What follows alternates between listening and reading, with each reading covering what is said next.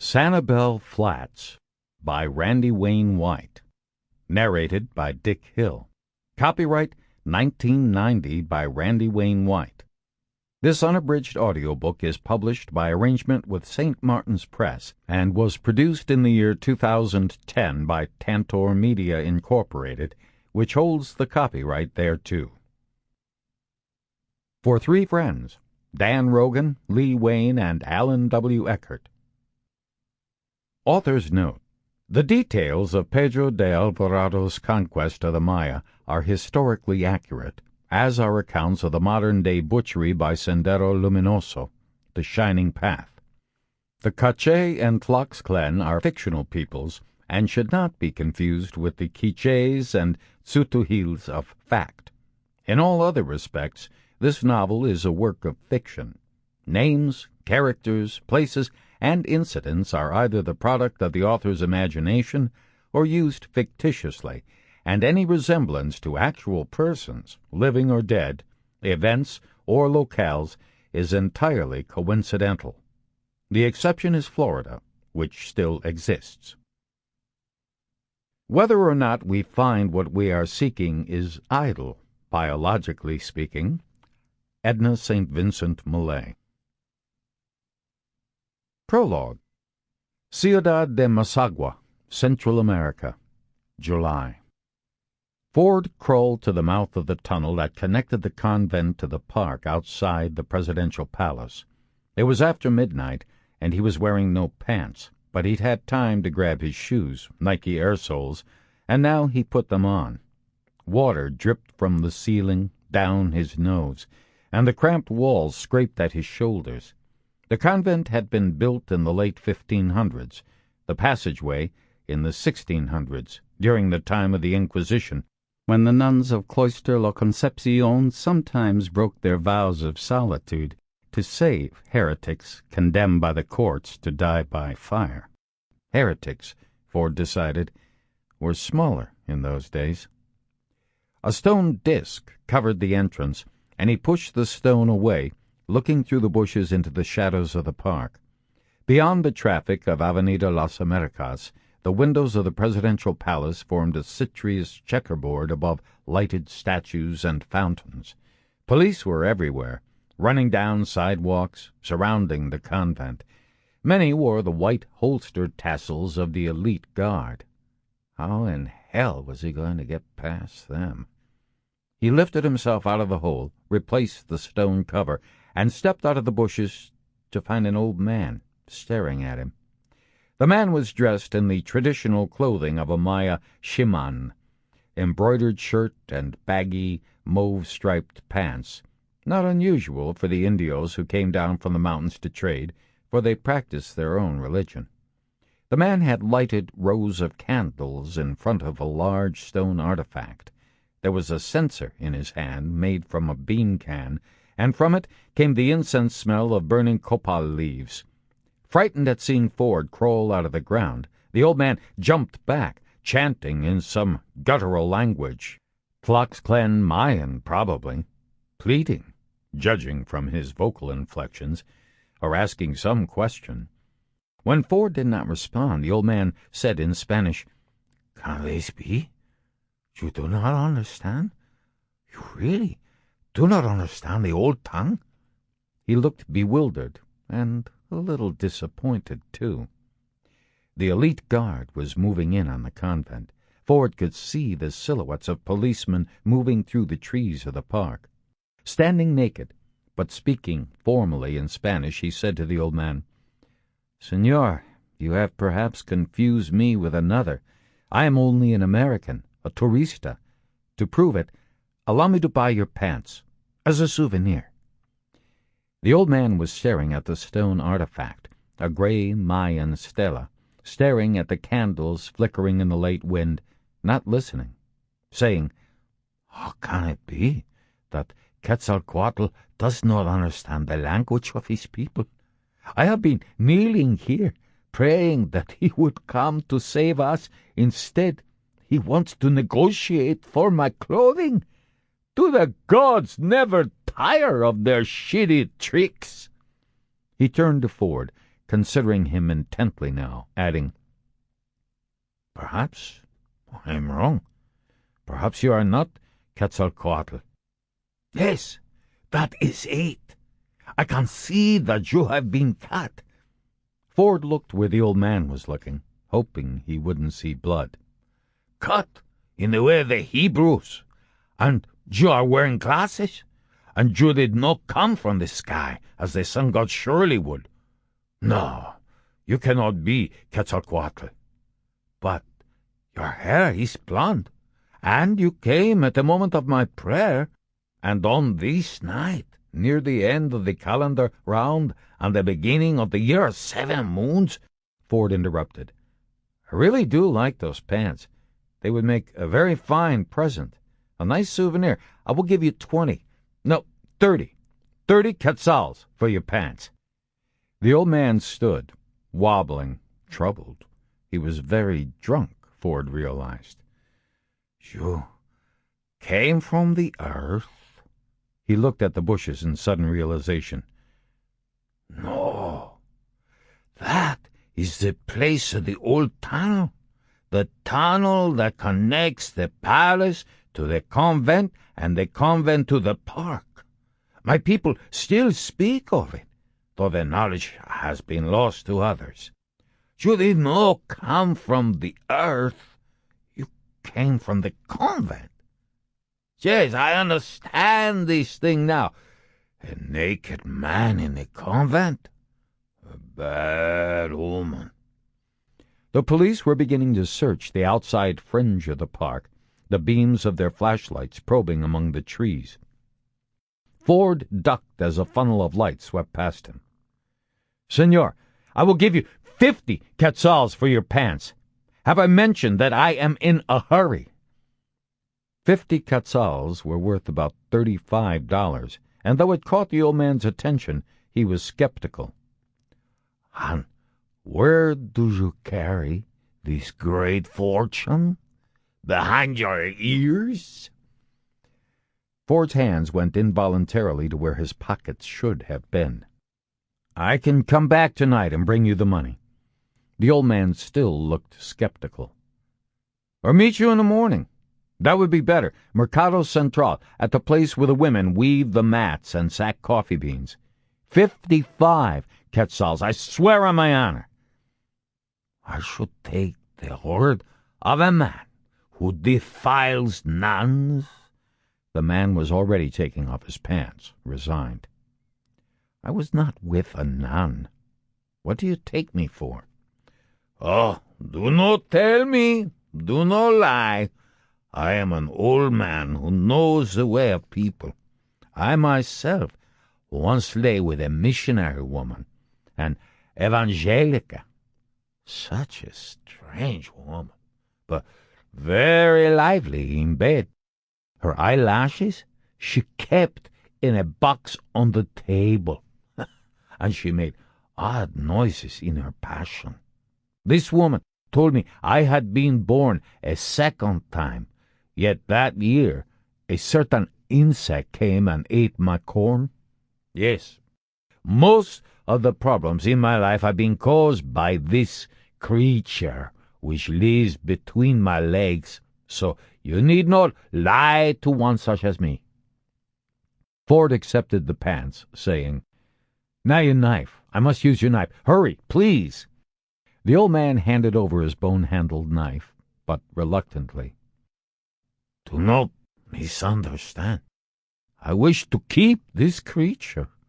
We have had many adventures, and he refuses to grow old. Where is there a man who secretly does not covet such problems?" "You take me for a murderer, too?" "You do not have the look, it is true. You have the strange face of one who can be trusted, which makes me all the more suspicious. Who can tell in such a year?" As Ford cut the legs off the pants, the old man rambled on, explaining, saying this was the end of the calendar round, the 52-year cycle, a time of great change in the Mayan calendar. It would bring many omens, many changes, some tragic, perhaps. Long ago, in such a year, on a single night, the old man said, madness swept through Guatemala and Masagua. People ran into the streets, screaming without reason. Old women died of fright. Men bashed their heads against walls, and thousands of people had gone insane at exactly the same time, but in different parts of the land. On the very next day, earthquakes destroyed the cities. "It's because we have lost the whole ceremony," the man said. "I was praying to the blond one, Quetzalcoatl, to return and show us the way, but on the summer solstice, for that is the proper time." He took up a liter bottle of aguardiente, drank again, wiping his mouth with the back of his hand. "Is it possible that I am imagining this? Perhaps this is such a night. Perhaps I have gone insane." The pants were now shorts. Ford put them on and began to run in place, trying to get a sweat going in the cool mountain night. "You have just sold your pantalones for a price 20 times what they are worth. You are not the crazy one." He left the old man sitting in baggy underwear among the candles and ran out of the park at an easy pace. When the police noticed him, he gave a bland wave and peered at his watch, a runner intent on his training. At every intersection, he checked his watch. He ran right past the presidential palace and the elite guard, confirming that even in Central America joggers had joined beggars and stray dogs as innocuous creatures of the streets. From a balcony on the 3rd floor of the palace, a woman with waist-length black hair watched him, but turned away when Ford caught her eye. He kept running and did not look back, jogged straight to the American embassy. Everything he owned was there, in crates, ready to be shipped to the United States. That would be his home, now that he had resigned. The next morning, Ford paid the old man at Mercado Central, then returned to the embassy to find a box delivered by courier. The box contained 20 thick blocks of U.S. $100 bills and the pants he had left in the palace the night before. There was also a short note. He was not surprised to find the pants. The money and the note were unexpected. The note was signed P.B. for Pilar Santana Fuentes Balserillo, the young wife of Don Jorge Balserillo, and it said that she would not be joining him as planned. Ford rode in the cargo hold of a DC-3 to Miami that afternoon. Sitting on the deck, his back braced against crates that held his books and specimens and microscopes, the things he still cared about. By morning he would be in Virginia for a week of debriefing. After that, his life as a bureaucrat was done. He could forget about Masagua and try to forget about Pilar. He'd get a place on the water and do the work he'd always wanted to do. A simple life. That's what he wanted. Just a place to do his work and no more women. Not for a while. Not after the president's wife. He bought a Chevrolet pickup truck in D.C., an old one with a pear-shaped cab, short bed, and new blue-black paint. He left with $1,500 cash in his money belt, receipts for 3 large separate bank deposits, and everything else he owned in back of the pickup beneath a tarp. He headed for the coast, then drove south, eating when he wanted and stopping at tide pools and estuaries to collect marine specimens. He slept outside when the weather was good. He ran each morning at sunrise.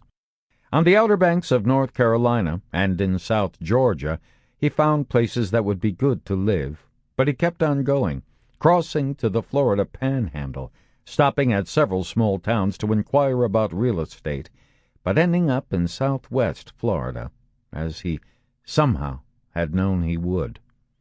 He had grown up on this coast, yet there was no nostalgia involved in his decision, or so he told himself. for he was no less alone upon his return than he was when he had left, 18 years earlier.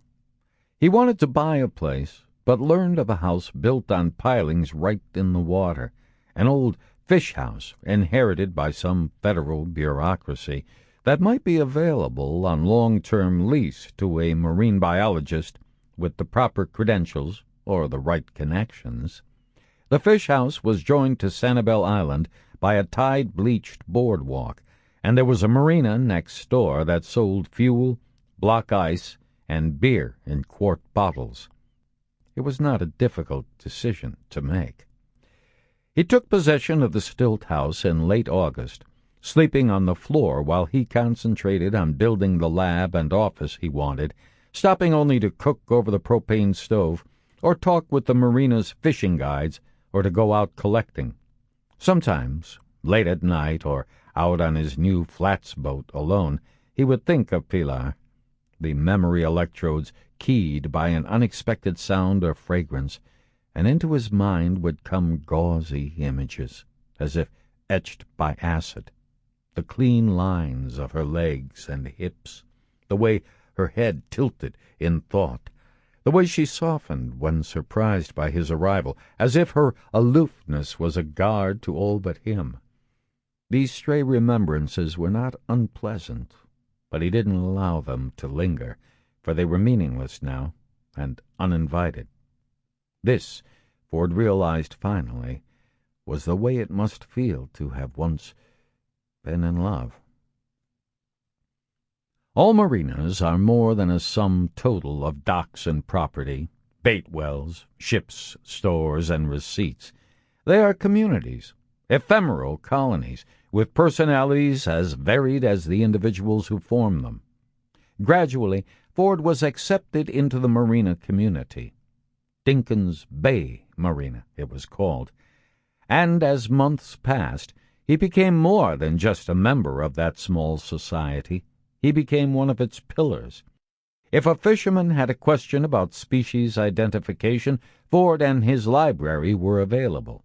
If a guide had to limp back in after dark with an empty fish box and a broken water pump, there was beer and consoling conversation to be had at Ford's stilt house. In a relatively short time, Ford became the trusted dispenser of first aid, wisdom, reluctant medical diagnoses, and unwilling advice on everything from love to law to broken timing chains, all by saying little but listening much. His rapid climb to position in the community surprised no one more than Ford. He had always been a private person, a man who attracted people and valued his friends, yet went his own way. But just as the marina's society had adjusted to him, Ford adjusted to his new role, his new life, doing his work each day and sometimes far into the night, accepting callers with the offer of cold beer, and letting down his guard, slowly, for it was not easy after 10 years of being necessarily suspicious and living a life of professional deceit. And just when it seemed he had finally adapted, Rafe Hollins called. Chapter 1. Sanibel Island, Florida, May. Ford saw the vultures from a half-mile off, noticed them wheeling over the island like leaves in a summer thermal, dozens of black shapes spiraling, and he thought, what in the hell has Rafe gotten himself into? He stood at the wheel of his skiff, traveling toward an island he hadn't tried to find since high school, to meet a friend he had seen only twice in the last 18 years. He tapped the throttle, and the skiff seemed to gather buoyancy as it gained speed, rising slightly as the bottom came up, a blur of seagrass and bronze sand at 40 miles an hour. Ford leaned with the wheel, and the skiff banked. There was the tidal rift, a green ribbon of water that crossed the shallows, and he dropped the skiff in, following the deep water as if on a mountain road. After a quarter-mile, the rift thinned into a delta of old propeller scars. He touched the power trim, and the outboard lifted with the whine of landing gear as he heeled the skiff, running for a time on its starboard chine. Ahead, fish and small stingrays panicked as if trapped beneath a slick of raw plexiglass. Behind, nubs of turtle grass boiled in a marl cloud. Then the shoal, a sandbank that encircled the island like an atoll. Ford held tight as the skiff jumped the bank, then settled itself on the other side. He looked immediately for the opening in the trees, found it, and turned hard into the shadows of the island, backing quickly on the throttle as the bottom fell away in shafts of amber light and mangrove trees interlocked to form a cavern over the tidal creek that was hardly wider than the 18-foot permit flat skiff that now rolled on its own wake beneath him. Ford nudged the nose of the skiff onto a shell beach and killed the engine, and sat for a moment, listening to the wash of waves, pleased that he had remembered the tricky cuts, even though he hadn't made the run for all those years, thinking, maybe the intimacies of water and women are the only two things a man never really forgets. He thought of Pilar momentarily, but then the vultures brought his attention vectoring. He watched them circle overhead. The surge of pleasure faded. Where was Rafe? Rafe Hollins had called the previous morning.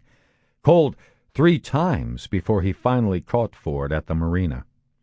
Out of all the gin joints in the world, Hollins had said, trying too hard to keep his tone loose and easy, saying he'd been fine, staying busy, and how'd Ford like living on Sanibel Island again? The old stomping grounds, huh? Boy, they'd had some times, and yeah, the reason Ford hadn't been able to get in touch was he'd been out of the country, and the telephone company disconnected his phone 'cause he moved around so much since the divorce there just wasn't any reason to pay the bill. I was living on Sandy Key, but now I'm mostly out of town, Hollins had said. Traveling's the only kind of life insurance I got, Doc. When I'm traveling, there's no chance of me killing my ex-wife and spending the rest of my life in Rayford. The kind of policy State Farm doesn't offer. The years had turned Hollins' voice gravelly, muted the Florida piney woods twang, added something else Ford didn't recognize at first, an edge of desperation. In high school they had been best friends. Rafe, a left-handed passer and pitcher who threw bullets. Ford, a mediocre linebacker and better catcher, the two of them cruising buddies. He had seen Hollins only twice after graduation.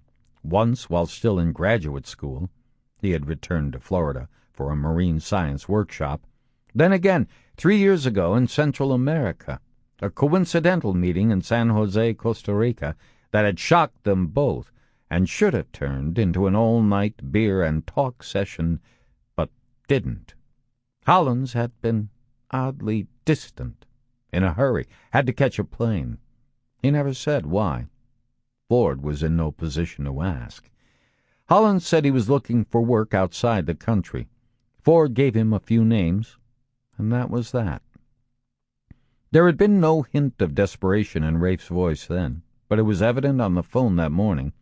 Ford had stood at the marina desk looking out at the glittering elliptic of bay, listening while Hollins worked his way into whatever it was that was bothering him, talking about his wife like some cocktail lounge comedian. She used my charge cards like Monopoly money. The mailman had to think she was having an affair with a guy named J.C. Penney. J.C. was probably the one guy she didn't hump. That woman handled more tallywhackers than an army urologist, and I was so busy traveling around trying to earn enough to keep her happy, I never found out till later. Silly me. There was the sound of traffic from Hollins' end, the wind wake of passing trucks. Hollins was calling from a phone booth. Ford had already decided it was because he needed money, and he tried to gentle him along, saying, If there's anything I can help you with, Rafe. There was a pause, and Hollins said, Good old Doc. Christ, we used to get ourselves into some shit, huh? God damn, high school and all that stuff seems about 1,000,000 miles away. The careful thread of control was beginning to unravel, his voice wistful. Remember, after that game in Key West, we marched up to Customs House in our uniforms, and you had everyone stand at attention and salute while we stole the flag? I thought we'd go to jail for that one for sure, but nah, no way, not with you. Told the cops all about flag etiquette, and there should have been a spotlight on the damn thing at night, and they ended up apologizing to us for interfering. I never met anyone could think on their feet like you, Doc. I used to tell the other chopper pilots in Nam that I had a friend back home could think his way out of any kind of shit, had balls that clanked when he walked. Ford said, "So this call's about old times, Rafe? If it is, let's meet someplace and get a beer." Well, it's more than that. I know. Still looking at the bay, Ford's eyes had come to rest on the little house built on stilts 30 yards from shore. His stilt house, now. It was a pretty little house with very thick walls. Before modern refrigeration, it had been used to store ice and fish. Painted gray, with water all around it and a rust-streaked tin roof. Ford said, "If you need money, I've got some." Hollins, uneasy now, said, "I never could bullshit you, Doc." "So, okay, I'm in a jam, but it's not money. Not really, it's something else." "Then let's hear about something else." "I need someone I can trust. You believe all the years I lived here, I come up with exactly one name. Yours. Plus, you speak Spanish good." "Spanish? Ah, Jesus, Rafe. You lived long enough in Central America. That's what you told me that time. This can't be legal." "Guatemala, you said. And Costa Rica, too." "Come on, Doc. Everything's legal down there but picking up the Pope's skirts and certain kinds of murder. But it's nothing like you think. See, I got involved with some guys, real hard cases, and they owed me a lot of money I earned, but they wouldn't pay up. So I took something of theirs to make sure I'd get paid, like collateral, only without their permission. Now they've taken something of mine, and I have to get it back." "I knew it wasn't legal." Holland's tone changed, taking an edge. "I didn't think it'd bother you so much. After that time I ran into you in Costa Rica, I called the American Embassy in San Jose trying to get your address. They said you weren't registered. Said you'd never registered. So then I called the embassy in Guatemala City. They said they'd never heard of you either. Alien residents have to register with their embassies, Doc. That's not the kind of thing a guy like you would overlook. Unless there was some reason you didn't want them to know you were around. So then I talked to some of the Americans I met. Funny. In those kinds of places, Americans always know about each other. But I only found one who knew of you, and she said you had a real good reason for not being on the books." Ford said nothing for a moment. He picked up a pen and began to doodle on a tide chart, drawing tiny sharks and starfish. He said finally, "Okay, I'll listen, Rafe. No guarantees, but first I want you to tell me one thing. I want the truth, too. This problem of yours, does it have anything to do with running drugs? If it does, and I'm not kidding, you can count me out right now. I mean it." Jethro Nichols, one of the marina's fishing guides, was sitting behind the desk reading Field and Stream. When Ford said drugs, Nichols looked up, mildly interested. From the other end of the phone came a snort of laughter, derisive, self-directed. "It's not drugs. Shit, nothing that simple." "Then what?" Hollins said, "I'd rather tell you about it in person." "I'd do anything for you but go to jail, Rafe. Tell me now." Okay, I guess I owe you that. Let's see. It started with the divorce. My ex-wife got me over a barrel, man. She went into court wearing braids, looking like some kind of virgin homecoming queen. This young judge took one look at her and the horns started to grow. Sample complete. Ready to continue?